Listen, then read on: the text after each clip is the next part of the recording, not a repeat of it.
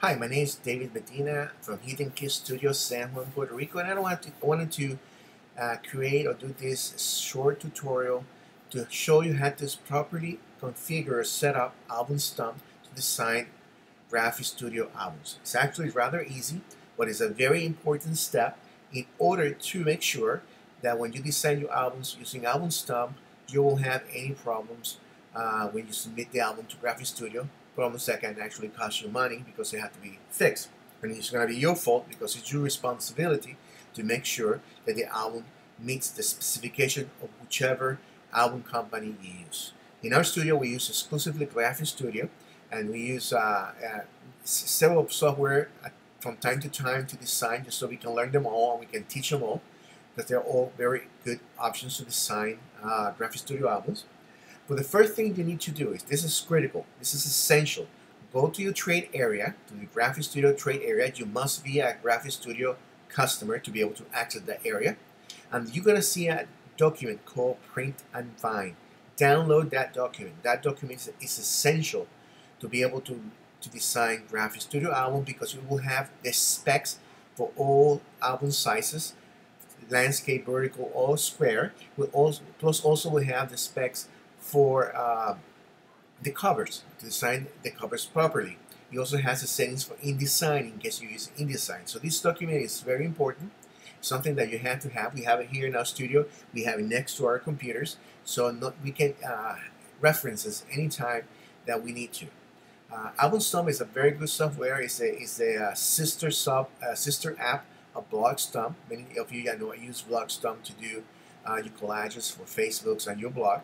So this is made by the same company, and it's very easy to use. So basically, we're going to create a new project, and we're going to select from here, or we can just basically say new, because it's saved things that you had done before to make it quicker. So if once you do a landscape or vertical square and you only design with Graphistudio, they will be ready for you when you come in. So you click OK here, and give it a title to your album. Let's leave it with My Terrific Album.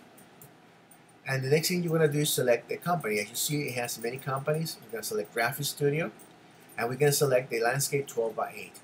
And here it tells you dimension 11.455. Basically, if you look at your print and bind document for the 12:8, which is landscape, the measurements are 22.91, the base, which is the width for this spread, the whole thing, and the 8.39 for the height. So the height here is 8.39. So why is 11.455? Because if you divide 22.91 by 2, you get 11.455. So it's giving you the dimension of the page. If you look below, it says 22.91 inches. So it has the right measurements for it. The next thing you want to do is the trim. The trim in Graphistudio terminology is the bleed. So when you look at the album you designed in the print and bind, you will see where it says bleed, and it will give you for the 12:8.12. So this is correct. The next thing you're going to make sure is that it's between 250 and 300 dpi, because that is what Graphistudio tells you.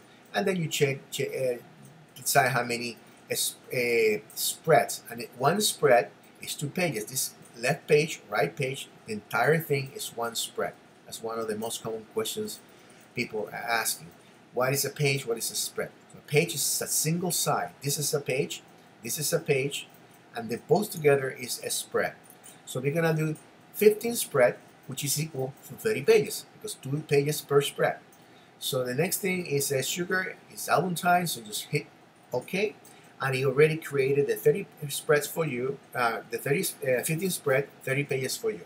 Now you're not done. You need to check something else. You need to go to settings here, and you need to make sure when it says Save Guide, which in Graphistudio language terminology in the print and bind is suggested margin. You'll see on the suggested margin, you'll see for the 12:8, 0.60.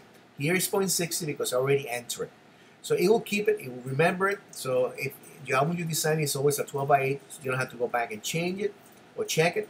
But it's a good practice to always make sure all these specs, all these settings are properly made, because they can affect the way you design. Also, you want to show here that you show save guides, because that tells you where the save guides are. The only thing that this software is missing is it doesn't show you the trim line, which I think is very important to show, but it doesn't.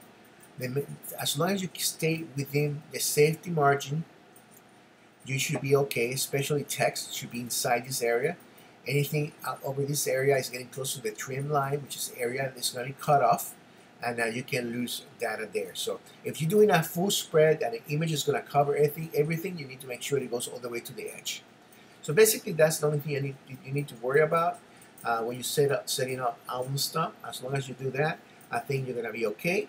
If you want to make double certain that everything is okay, when you export your JPEGs, which is the only format that AlbumStomp export, just make sure that you open them on Photoshop or import them on Graphistudio to make sure that everything is proper.